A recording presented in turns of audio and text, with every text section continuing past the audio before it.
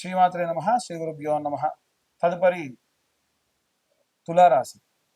తులారాశి వారికి సంబంధించి మే 15 నుండి నెలాఖరు వరకు కూడా మిశ్రమ ఫలితాలు గోచరిస్తూ ఉన్నాయి. తలవని తలంపుగా ఇప్పటికే ఏవైనా సరే కాస్త ఆర్థికమైనటువంటి ఖర్చులో పడి ఉంటారు. ధనపరంగా ఉన్న సేవింగ్స్ తగ్గి ఉంటాయి. ఈ 15 రోజులలో సరస్వతీదేవి పుష్కరాలు, ఈ పుష్కరాలు పూర్తయిన వెంటనే ఈ యొక్క వైశాఖ అమావాస్య నాడు శని జయంతి కూడా ఉంది. కాబట్టి ఈ 15 రోజులు కూడా చాలా చాలా విశేషమైనటువంటి విషయములు. కాబట్టి వీలైనంత వరకు ఈ 15 రోజులలో సరస్వతీదేవి పుష్కరాలు జరుగుతున్నప్పుడు పుష్కర స్నానం ఆచరించండి.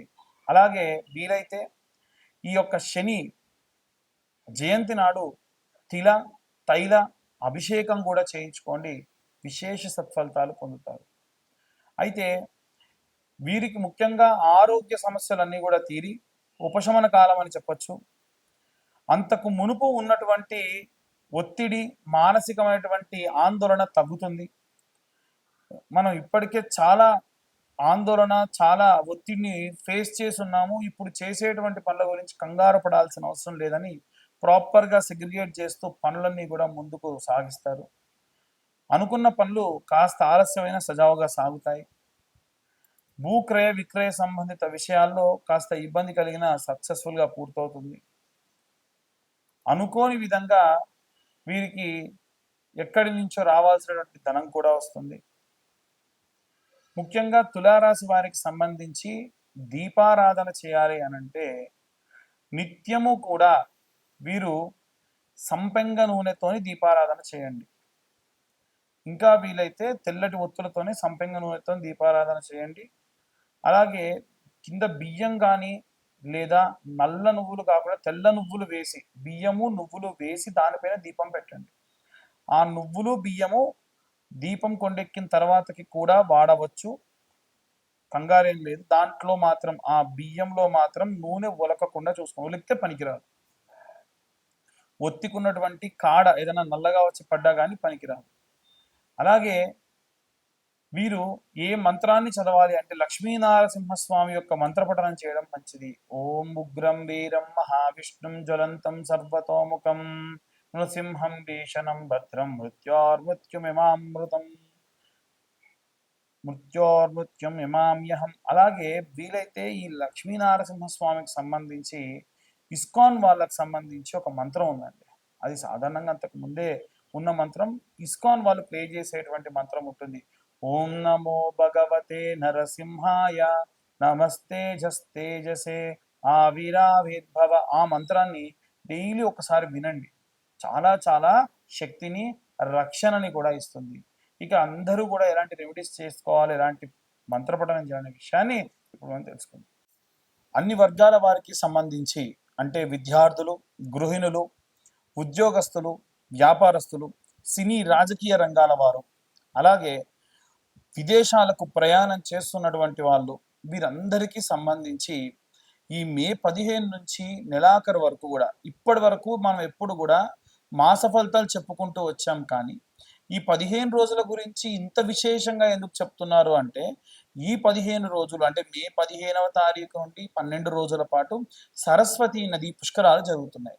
అయితే మనందరికీ ఏంటంటే పుష్కరాలు 12 సంవత్సరాలకు ఒకసారి వస్తాయి, బాగానే ఉంది. ఎందుకు 12 సంవత్సరాలకు ఒకసారి వస్తాయంటే ప్రతి నదికి ఒక రాశి ఉంటుంది.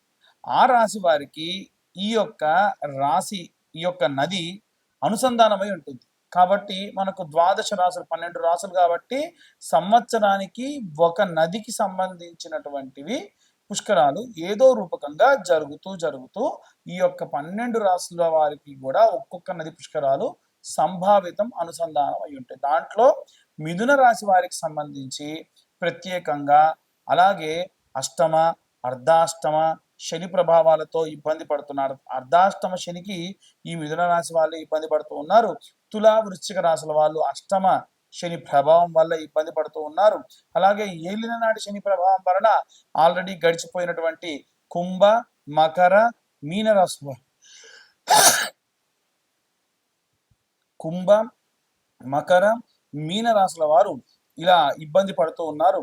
అలాగే మేషరాశి వారికి ఈ యొక్క ఏలినాటి శని ప్రభావం రాబోతుంది. కాబట్టి ఈ శనిగ్రహ ప్రభావం వలన ఇబ్బందులు పడుతూ ఉన్నారు. అలాగే ఈ సరస్వతి పుష్కరాలలో ఎందుకండి మేము సరస్వతి పుష్కరాలు ఏ పుష్కరానికైనా వెళ్ళి ఎందుకు చేయాలి అని అడిగితే, సరస్వతీదేవి పుష్కరాలే కాదండి, ఏ పుష్కరాల్లో అయినా సరే మన పితృదేవతలకు ఏమైనా తర్పణాలు విడిచిపెట్టినా, పిండ ప్రదానాలు చేసినా, ప్రత్యేకంగా పితృదోషాలుంటే అవన్నీ కూడా పోతాయి. ఏమవుతుంది పితృదోషాలుంటే?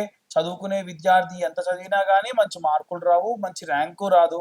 గృహిణులకు ఎంత చేసినా గుర్తింపు ఉండదు.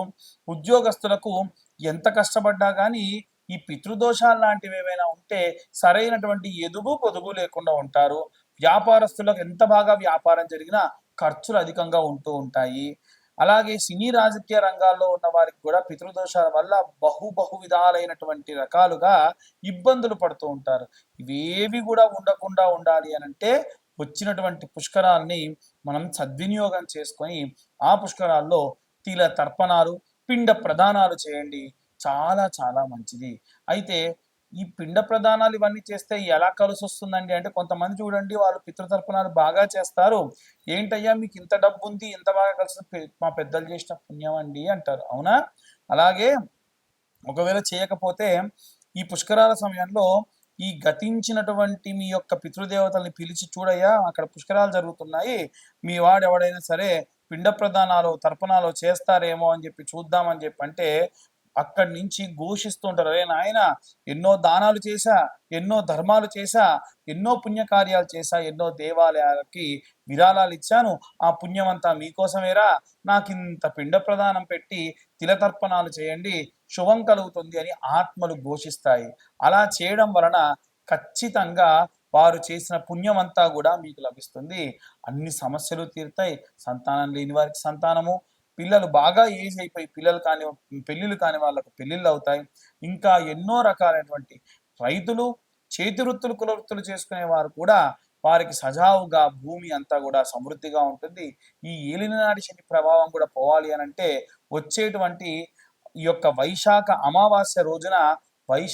అమావాస్య రోజున ప్రత్యేకంగా శని జయంతి. ఆ రోజున తిలాహోమాలు కానీ, తైలాభిషేకాలు కానీ ఆచరించండి.